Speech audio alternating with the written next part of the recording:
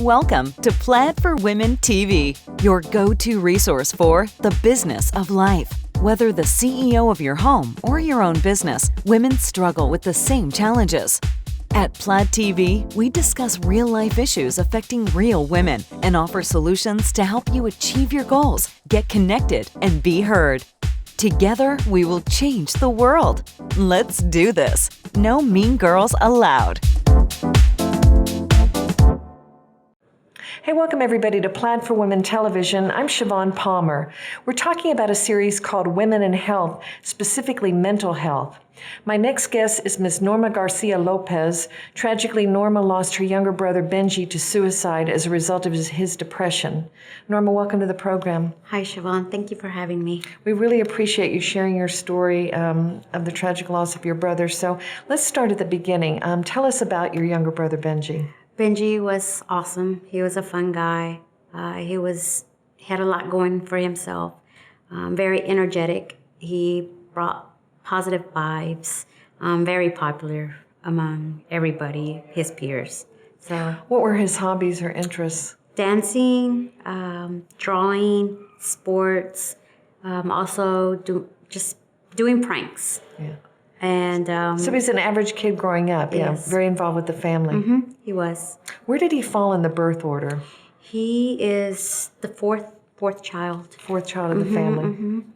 So looking back, did you or any of the other family members see any early signs of his depression? No, not at all. Really? We didn't even know what depression was that time at all. So you never saw any melancholy, or he would never seclude himself in his room or anything during those years? No, not at all. It was not seclude himself because he was popular. He was always out and about with his friends. So he masked his pain, do you think? I don't know. I would like to think he did because we never saw any signs. And just like a typical teenager growing up, you know, he went, yes, sometimes. Exactly. Wow. Prior to his suicide, had he sought treatment for his depression? No. Wow. So that made it even more traumatic? Yes, because we didn't know what was going on with him. We didn't know that he was depressed or that he had issues at all. We didn't. Had he had a breakup with a girlfriend, or did a traumatic event happen leading up to his suicide? At that time, we had no idea what was going on with him. Yeah. No. If you're comfortable talking about it, the day he took his life, where were you? Where were the other family members? It was on a Thursday afternoon. I was at work, and he was at home with my other little brother. I just remember receiving a phone call from my sister. Beatrice said, Norma, you need to come home. Benji tried to commit suicide.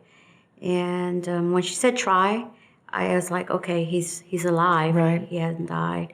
So I went home, and it turns out that the ambulance had taken him to the hospital. And that's when the hospital, they told us that he had died. He hung himself in the garage, my mom's house. And I remember that day like if it was yesterday, because I remember I was calling that day at home because I was going to go to eat lunch at home. But nobody would answer the phone. Nobody would answer the phone. And I just stayed at work. I just worked through my lunch and didn't even bother going home.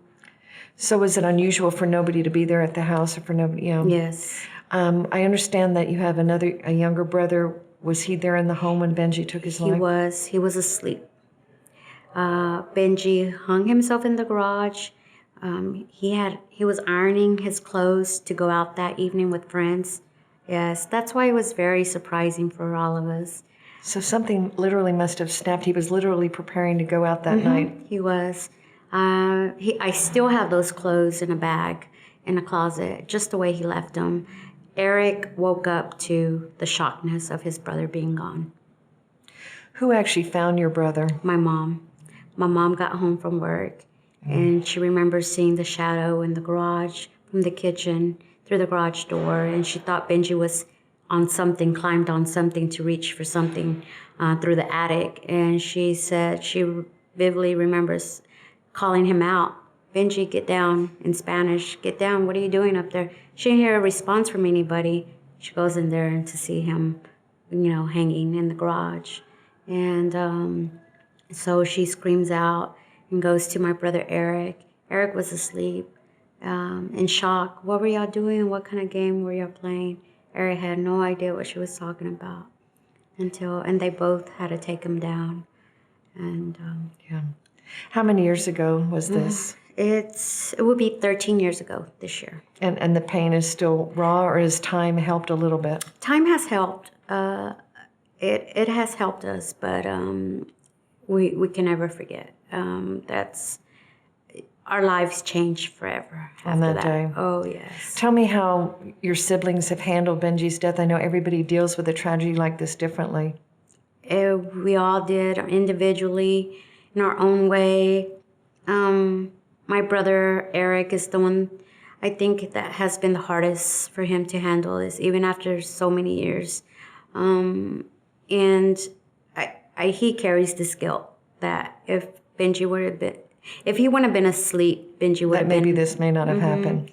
And so it's affected him very, very bad throughout his whole life, because when Benji died, everything died with him. So. You since then, Norma, have become a very passionate mental health advocate. I know you're involved with an organization called Mental Health America of Greater Tarrant County, and they have a wonderful program. I think the acronym is LOSS. Why don't you explain what that is? LOSS is Local Outreach to Suicide Survivors. Luckily, I found LOSS, and through them, I've been able to heal healthily through them, because I got to meet other people that also lost loved ones. How I'm a volunteer with them is I help other family and loved ones that lost loved ones to suicide, help them cope with it.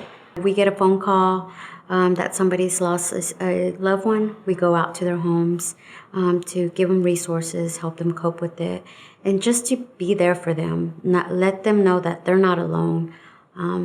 I wish that we had something like this when my brother died. It helps a lot to help someone and tell them you're not alone in this.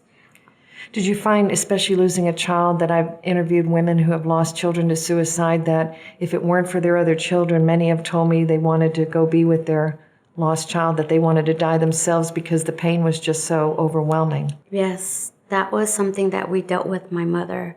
We saw her that she was, after Benji died, it's like she forgot that she had other children to tend to, even though we were older. But she was never the same after a while after Benji. And so that was something that was hard to deal with too. Yeah. Because you needed your parents' support, but she didn't have enough reserves. And I can't even imagine what my mom went through or what she feels to this day, because it's unbearable to see your child like that. Yeah, it's unnatural to bury a child.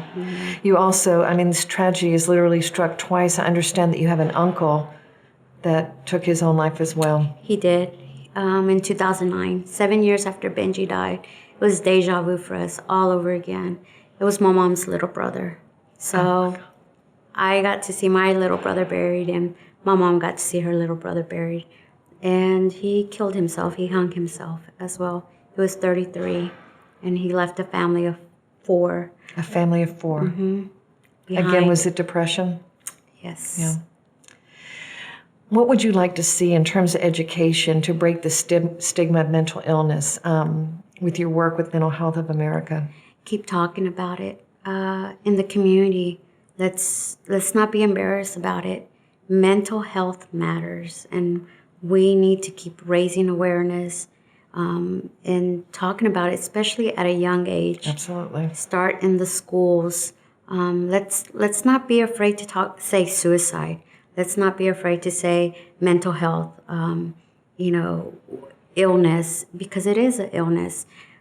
Once we start breaking that barrier, and let's not be afraid of calling it what it is, then we can overcome it. And it affects us all. We're all affected somehow. And I've learned throughout the years that sharing my story, that it does affect somebody is affected by mental health. I never thought I would have courage to talk about this, but because of my brother, this is what I've dedicated. Yes. Absolutely. Norma, thank you so much for your honesty and sharing your story. Is there a quote that you'd like to leave us with that reminds me of your brother Benji? Yes, it is. Loved you at your darkest hour. Romans 5:8. Because even at whatever he was going through during that dark time or that darkness, I hope he knew and he knows that we loved him in that last moment of the breath that he took. Norma, thank you so much for sharing your story. Ladies and gentlemen, this is Siobhan Palmer with Plaid for Women Television on our series on women and health and focusing on mental illness issues. Appreciate you watching, and we'll see you next time. Thank you. Thanks for watching Plaid TV. See you next time.